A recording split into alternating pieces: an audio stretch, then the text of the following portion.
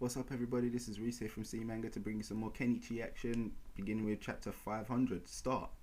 So this week, the battles begin, the Shinpaku Alliance versus Yomi, and oh my god, these battles are intense as hell.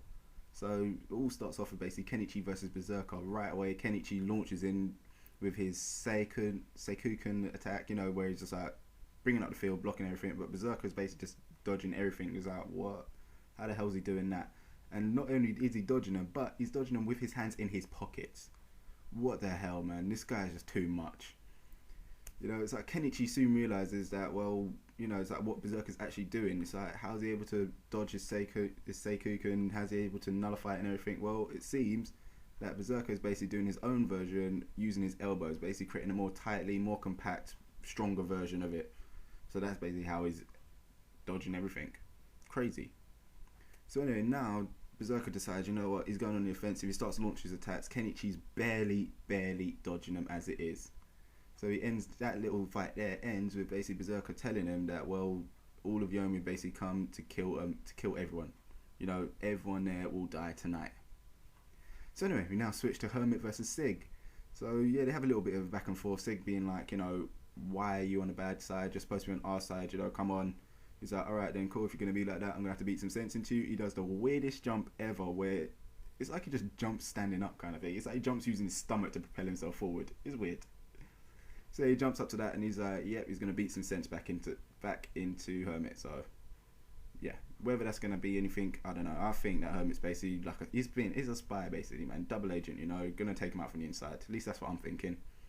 So anyway, switch to Renka versus Castor. It's basically a pretty much perverted fight with Castor trying to attempt to strip Renka as revenge for what she did to her.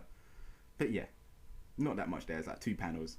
Then we get Freya versus Odin. Again, not too much there. Basically, you see Freya trying to reach for her staff, but she realizes that she hasn't got it. Odin's just like, yeah, why would you have it? You're on a date.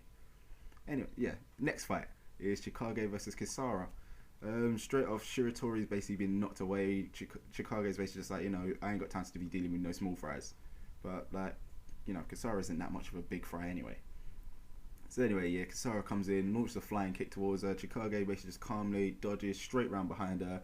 She's just like, alright, cool, I'm not even going to go easy on you just because you're a kid. Comes out, tries to fire one straight kick straight to her face, but Chikage again steps back calmly, dodges. You know, come on, this chick, man, little Chikage, she is just too much, man. You know, she's a little girl, but hell, she's too strong. Anyway, now we switch to Takeda versus Lau. It's like, you know, this isn't even too much. This isn't even revealing too much with this fight. It's just literally a couple. It's literally like what, 2 panels.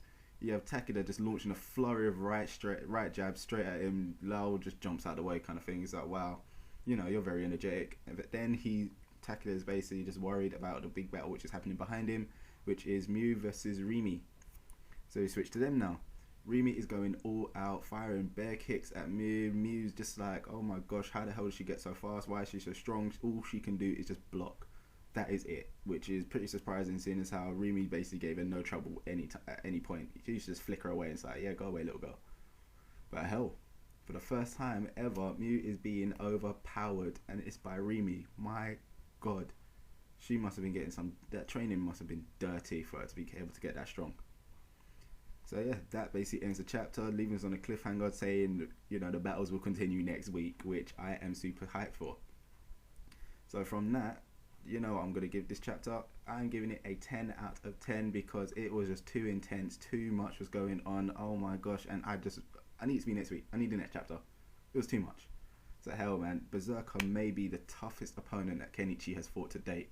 He's like, you know, he might even be tougher than Sho. If you remember Sho back ages ago, he was basically Kenichi, the dark version of Kenichi, but still too much, man. Berserker is just like, you know, pure evil. He's like the evil version of Kenichi, but evil. You know, there ain't gonna be nowhere turning him good or nothing. He's like, this guy's getting his business done, and you know his attacks have no rhythm whatsoever. He has no form, nothing. You can't even predict what's going on. So how Kenichi's gonna deal with him, I do not know.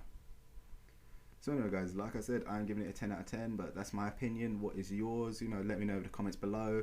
Also, if you enjoyed the video, give it a little thumbs up. You know, love to hear from Kenichi fans.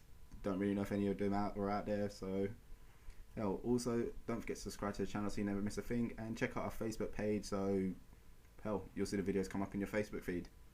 Anyway, guys, I'll see you next week.